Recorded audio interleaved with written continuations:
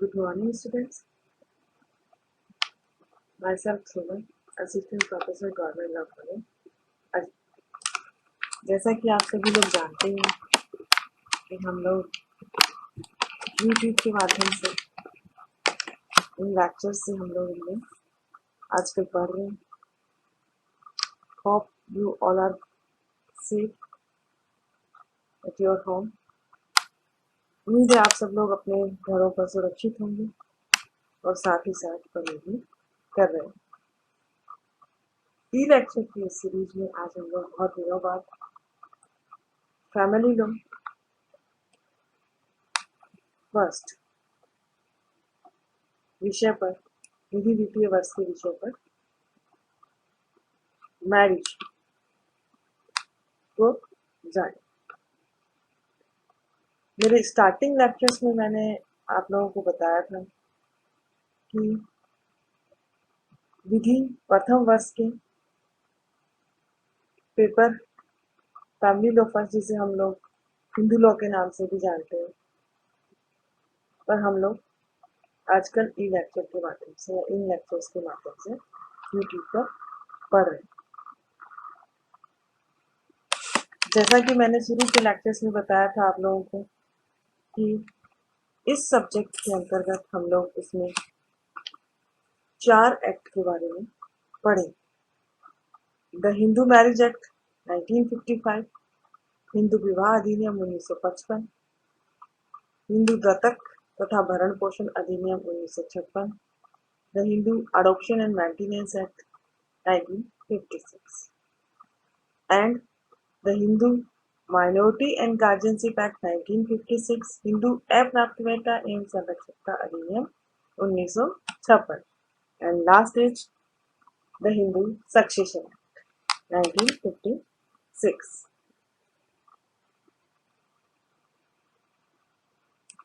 हिंदू उत्तराधिकार अधिनियम 1956. Preliminary lectures में हम लोगों ने sources of Hindu law and schools of Hindu law and whose Hindu विषय पर पहले ही हम लोग पढ़ चुके हैं और मैं लेक्चर डिलीवर कर चुके हैं. उम्मीद है आप लोगों को पढ़ने में इनसे हेल्प मिली है.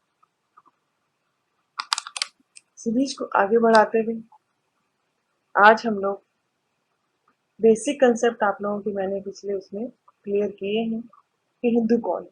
और मैंने पहले भी बताया था कि जैसे जैसे हम लोग इन एक्ट्स को पढ़ेंगे तो उनकी स्टार्टिंग के सेक्शंस में, जैसे हिंदू मैरिज एक्ट के सेक्शन में, हिंदू मैरिज एक्ट में 1 से 30 सेक्शन है, जिनमें स्टार्टिंग में फिर से सभी एक्ट में, सभी अधिनियम में हिंदू कौन है इसके बारे में, क्योंकि सभी एक्ट जो हैं एप्लीकेबल ऑन हिंदूज, आप ये पढ़ेंगे कि सभी अधिनियम हिंदूज पर अप्लाई होते हैं.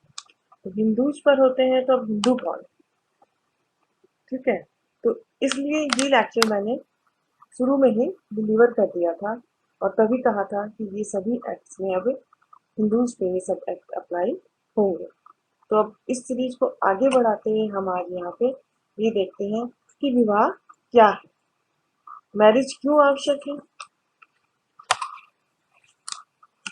जैसा कि आप लोग सब जानते हैं, हम एक सोशल प्राणी समाज में रहते हैं. तो मैरिज क्या है और क्या नहीं है, मैरिज किस तरह से होती है, क्या क्या सेरेमनीज होती हैं, ये सब आप लोग जानते हैं. अधिनियम के हिसाब से हम इसे पढ़ने की कोशिश करेंगे कि मैरिज की एसेंशियल कंडीशंस क्या हैं और उसके बाद मैरिज कितने तरह की होती है. यहाँ आप देखेंगे कि प्रारंभ में मैरिज की कई प्रकार, असुर विवाह, गंधर्व विवाह, ब्राह्मण विवाह इत्यादि. बट अब आजकल आप इस एक्ट के हिसाब से वॉइड मैरिज सेक्शन 11 धारा 11, हिंदू विवाह अधिनियम वैध विवाह सेक्शन 12, वॉइडेबल मैरिज शून्यकरणीय विवाह तथा सेक्शन 5 एंड 7. सेक्शन 5 में मैरिज की कंडीशंस मैरिज की कंडीशन ऑफ ए मैरिज लिखा हुआ है कि मैरिज के लिए, विवाह के लिए शर्तें बताई गई हैं, और सेक्शन 7 में सेरेमनीज ऑफ मैरिज, विवाह के लिए अनुष्ठान के बारे में बताया गया। इन दोनों को मिलाकर के सेक्शन 5.7 एक मैरिज को कॉन्स्टिट्यूट करती। अब विवाह क्यों आवश्यक?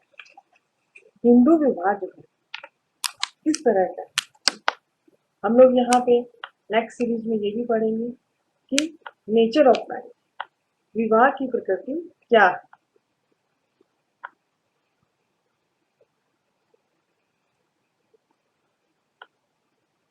विवाह एक संस्कार है। हम सब लोगों ने सुना है बचपन से ही कि किसी व्यक्ति की लाइफ में या किसी मनुष्य के जीवन में 16 संस्कार होते हैं। इसी तरह विवाह भी उन संस्कार, एक संस्कारों में से एक है। या फिर जैसे मनुस्मृति है, या पुराने जो हमारे पौराणिक साहित्य हैं, उनमें कहा गया है कि किसी भी व्यक्ति का सारवान अस्तित्व तब तक नहीं है जब तक कि उसकी पत्नी है। वाइफ को अर्धांगिनी इत्यादि नाम से संबोधित किया गया।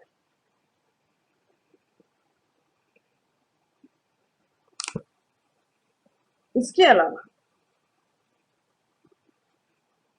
कन्यादान एक प्रकार की रस्म है जो पिता द्वारा निभाई जाती है।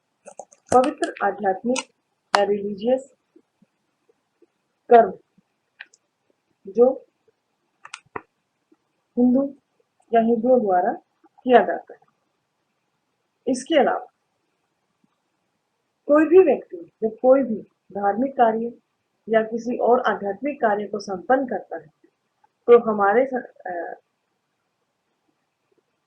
हमारे हिंदू माइथोलॉजी में ऐसा माना गया है कि जब तक उसकी पत्नी नहीं होगी या वो अपनी पत्नी के साथ मिलकर नहीं करेगा, तो उनकी प्राप्ति नहीं होगी। जैसे जितने भी सांसारिक कार्य होते हैं, सांसारिक कार्य होंगे, उनमें उसकी पत्नी उसके साथ होगी।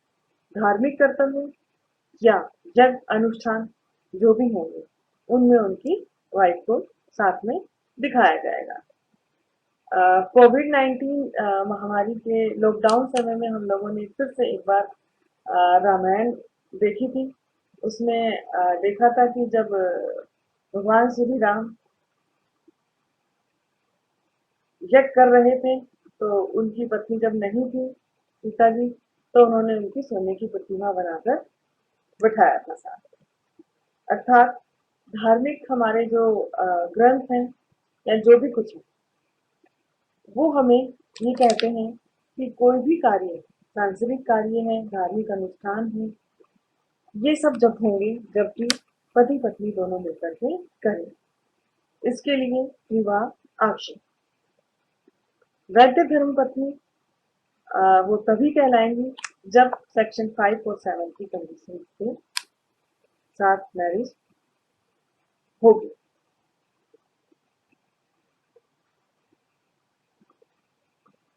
हमारे हिंदू विधि में या हिंदुओं के लिए विवाह जो है वो एक निश्चयात्मक घटना समझी जाती है।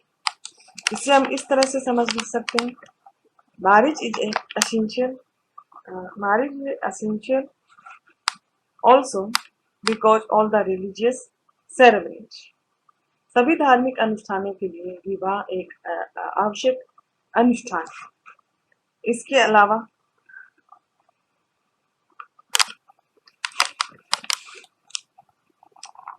Marriage is also a obligatory duty, विवाह एक आवश्यक कर्तव्य भी बताया गया है। Marriage religious injunction intended to fulfill religious duties and to achieve the higher ends of life. अर्थात जीवन के सभी कर्तव्यों को या सभी कर्मों को पूर्ण करने के लिए या उन लक्ष्यों को प्राप्त करने के लिए, आध्यात्मिकता की ओर जाने के लिए विवाह एक आवश्यक कार्य। अब बात आते हैं इस सीरीज को आगे बढ़ाते हुए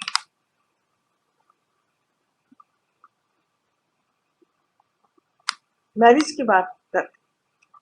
कि मैरिज का नेचर क्या है आज के संदर्भ या आज के युग